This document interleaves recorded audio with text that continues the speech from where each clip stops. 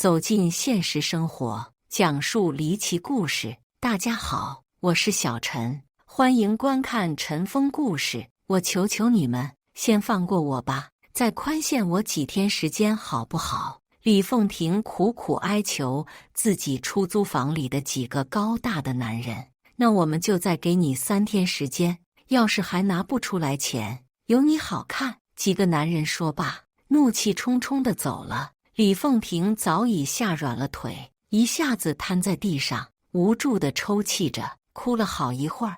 她眼里又突然一下子变得有神。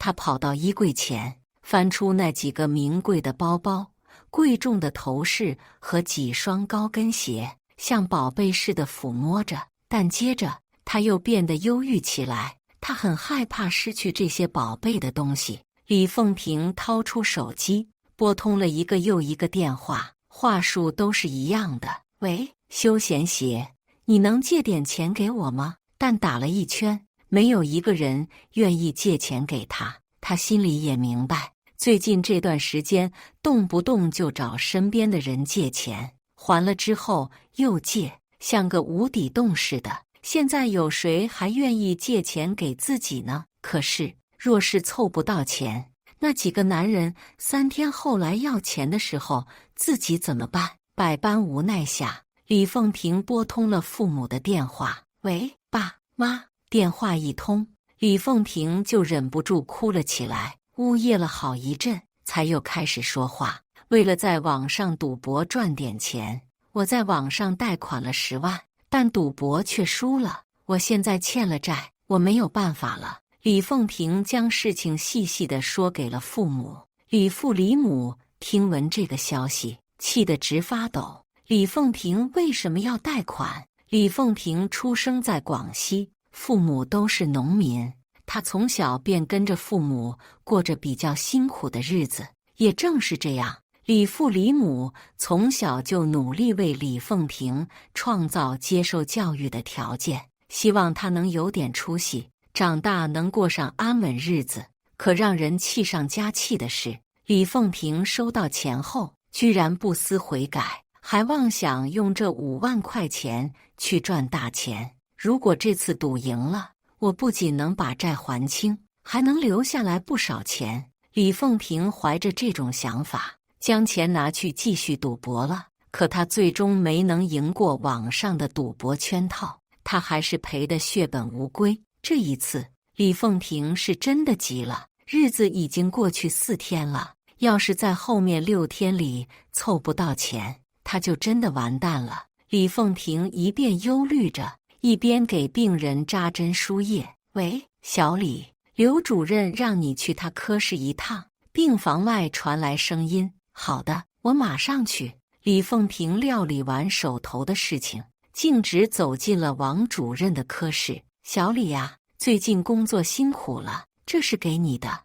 李凤婷的目光顺着王主任手指动方向，看到桌上摆着一盒巧克力。不用了，谢谢王主任好意，您留着自己吃吧，我先去工作了。李凤婷明白，今天是情人节，送巧克力意味着什么，赶紧推辞着快步走了出来。她已经对王主任的骚扰感到十分厌烦。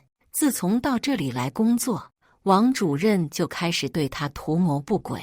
王主任都已经有自己的家庭了，还来追求她，这让李凤婷一直感到恶心。2天后，李凤婷如往常一样早早来到医院上班，但医院里却议论四起。喂，小李，你听说了吗？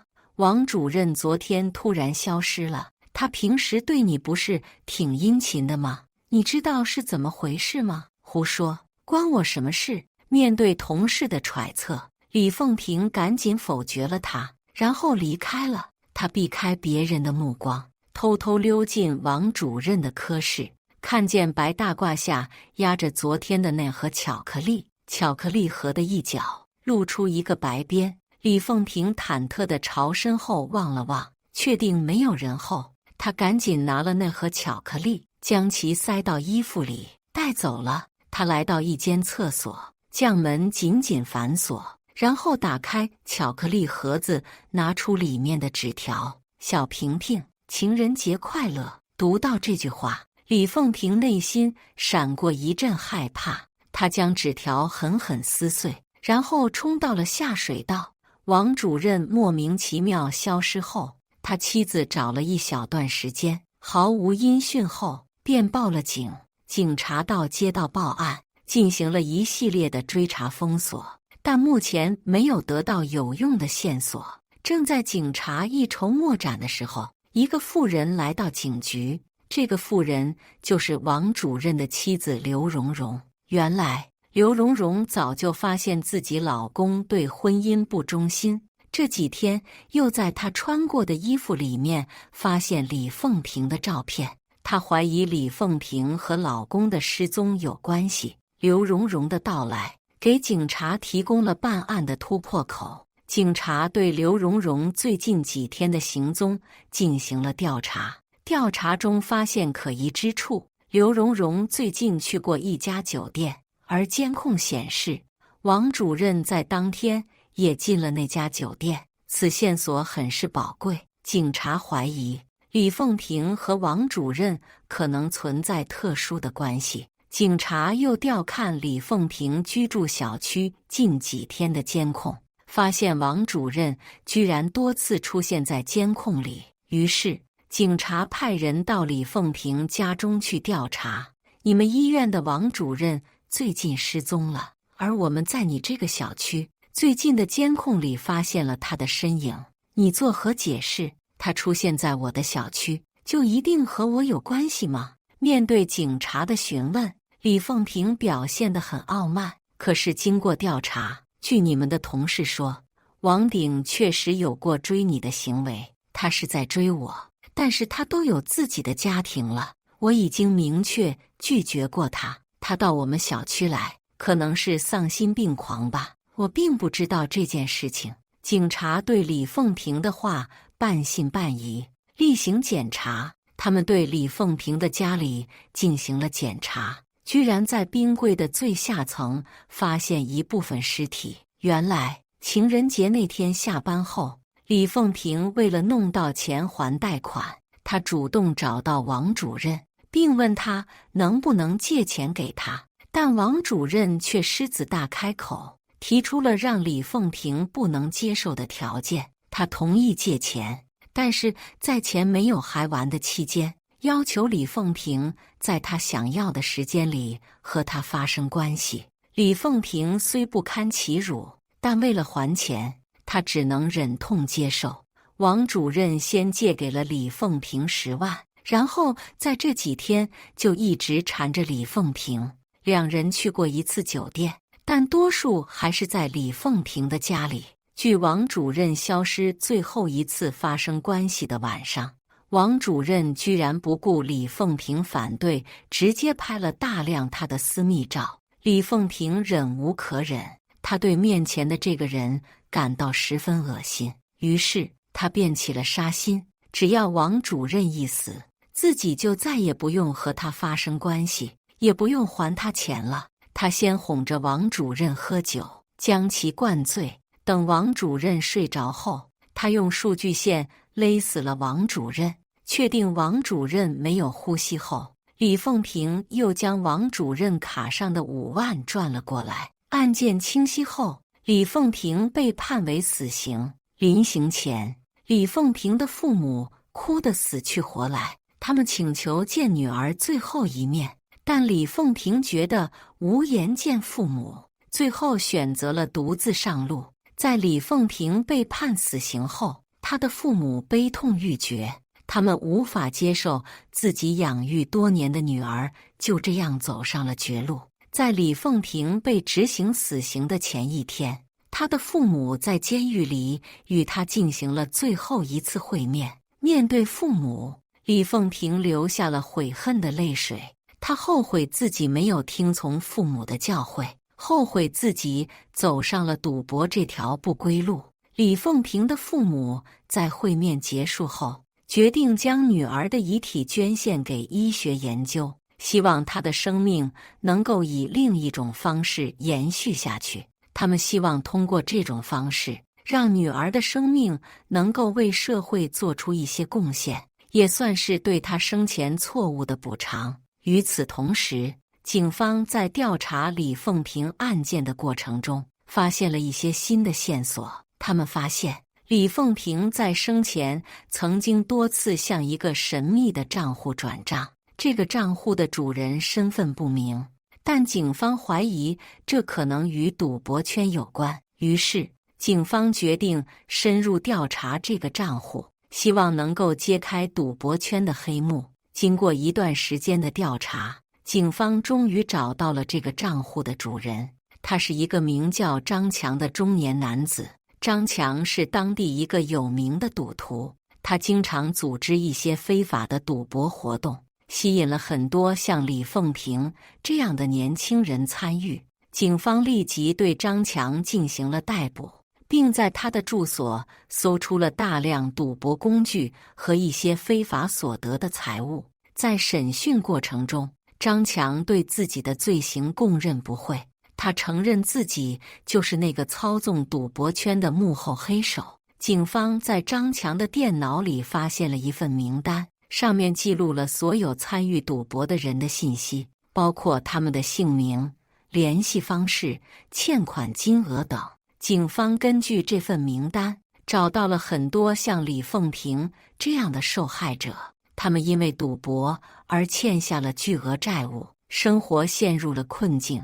警方将这份名单公之于众，引起了社会的广泛关注。很多受害者的家属纷纷站出来，控诉赌博给家庭带来的伤害。在舆论的压力下，政府决定加大对赌博的打击力度，出台了一系列严厉的法律法规，严厉打击赌博行为。同时，社会各界也开始关注赌博问题。很多公益组织和志愿者纷纷行动起来，为赌博受害者提供帮助。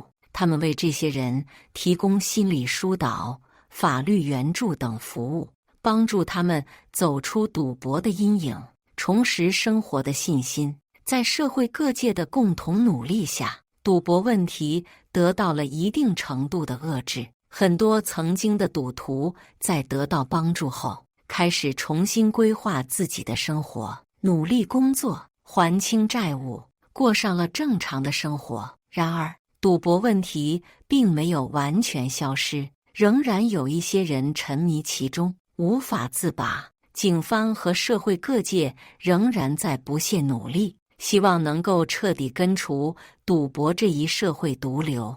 李凤萍的案件给人们敲响了警钟，提醒人们要远离赌博，珍惜生命。同时，这个案件也引发了人们对赌博问题的关注和思考，促使社会各界采取行动，共同打击赌博行为，保护人们的生命财产安全。在李凤萍被执行死刑后不久，她的父母在家乡为她举行了一个简单的葬礼。虽然女儿已经不在了，但他们仍然希望她能够安息，也希望她的死能够给人们带来一些警示。葬礼上，李凤萍的父母发表了一番感人至深的讲话，他们回顾了女儿的成长历程，表达了对女儿的思念之情。同时，他们也呼吁人们要远离赌博，珍惜生命，不要让悲剧重演。李凤萍的葬礼吸引了很多村民前来参加，他们对李凤萍的遭遇表示同情，也对赌博问题表示了担忧。在李凤萍的墓前，村民们自发地举行了一个小型的反赌签名活动，他们希望用这种方式表达对赌博的抵制和反对。李凤萍的案件虽然已经结束，但它给人们带来的影响却远远没有结束。它让人们意识到了赌博的危害，也激发了人们共同打击赌博的决心。在社会各界的共同努力下，赌博问题正在逐渐得到改善，人们的生活也在逐渐回归正常。赌博问题仍然需要我们持续关注和努力，只有每个人都行动起来，远离赌博，珍爱生命，我们才能够彻底根除赌博这一社会毒瘤，让悲剧不再发生。感谢大家的观看，欢迎大家在下方评论区讨论。如果你喜欢这类故事，记得点击订阅陈峰故事，并分享给更多的人，这会对我帮助很大。再次感谢大家的观看。